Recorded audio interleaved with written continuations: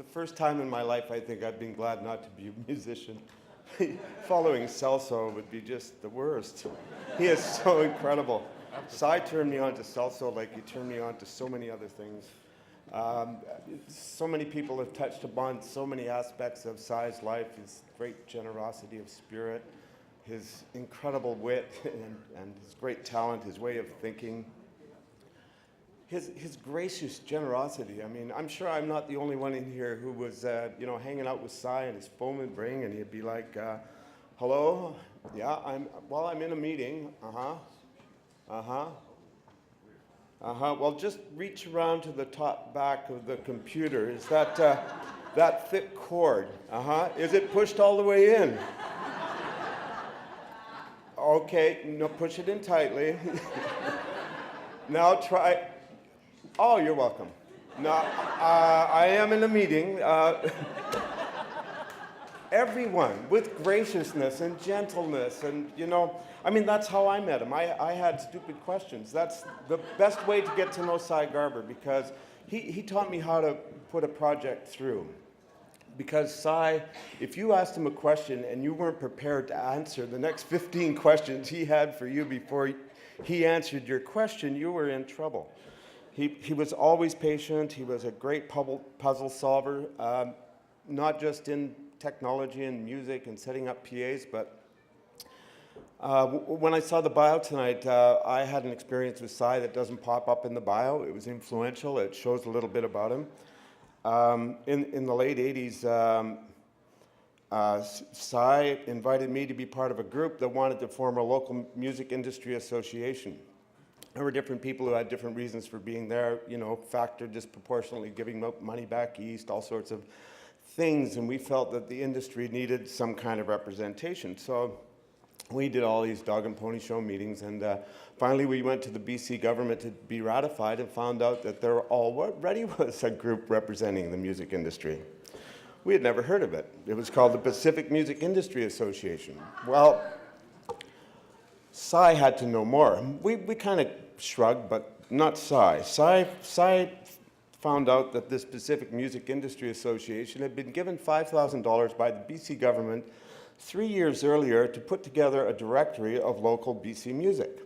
The person who had applied for the money worked for the big manager down on Water Street that we all know, and it was obvious that this thing was never going to get done. It was just, hey, they got $5,000 to do, that was it.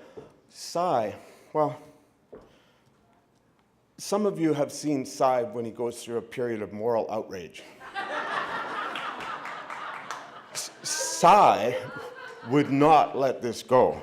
He was absolutely furious, and he solved this with the method I've seen him solve so many other problems. He asked questions until he could open a door, and then he would ask more questions until he could open another door. It took 5 months. Cy got the Pacific Music Industry Association out of the hands of that guy, and we created a music industry association. It's now called Music BC. Things went on. I don't even know if they know that Cy's role was absolutely pivotal in getting that thing started. That's the kind of guy Cy was. He didn't take credit for that. He didn't even bother listing it in his bio. It was just something that had to get done. Honestly, he fulminated. That's the only time I've seen that word in real life.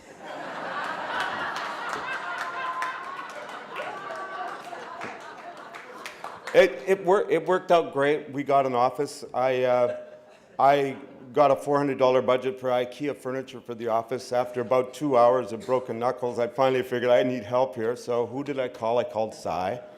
I said, Cy, I need a roadie. I need anybody who can work with their hands. I'm absolutely useless, and I'm going a little crazy here. So he said, don't worry, I'll take care of it. Half an hour later, there's a knock on the door, and there's this kid with the Judas Priest shirt.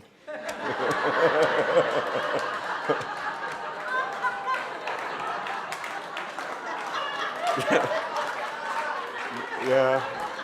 Turned out Travis was pretty crappy with that kind of thing too, but we became lifelong friends, and I'm so honored to have been part of their family. Travis and Cy and I were part of Mark Lesperance, who will speak later. His long-time Monday night poker game where Diane came into our group, and they kind of spun around each other for a while before, well, they became the great couple of our little group of friends. And Cy was crazy about Diane. Diane was crazy about Cy. We couldn't have wished for a greater thing. Cy had an incredible talent for getting things done. I'm sure all of you have seen how that works, that he just knew exactly, he wasn't ready to start until he knew exactly where he was going, how he was going to get there, and he helped me learn to do that.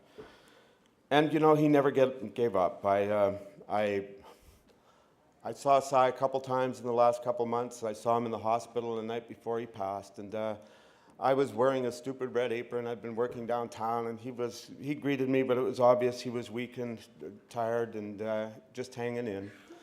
I sat and talked with him for about 15 minutes while he kind of went in and out of consciousness. I wasn't sure if he could hear me, but I went on about, Shelley coming back and just blah, blah, blah, what was going on in my business, all that kind of stuff. And I thought he was asleep. Some other people came in, and, Cy got lots of visitors. Diane went to chat with them, and I just kept rambling on. I had bought a new toy, a direct current Ethernet. It's a cool little thing that you plug into your wall, and you plug your router into your wall, and you get cable. You get your broadband all through the house. I was so excited about this. I just went off like blah, blah, blah, blah, blah. And I said, this is how it works. I explained to Cy in detail how it works, and I stopped, and Cy opens one eye.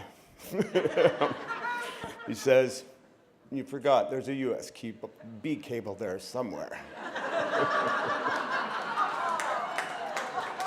What a guy. What a guy. I'll always love Cy. I always love what he did for my life, and I'm really pleased to be sharing this with you.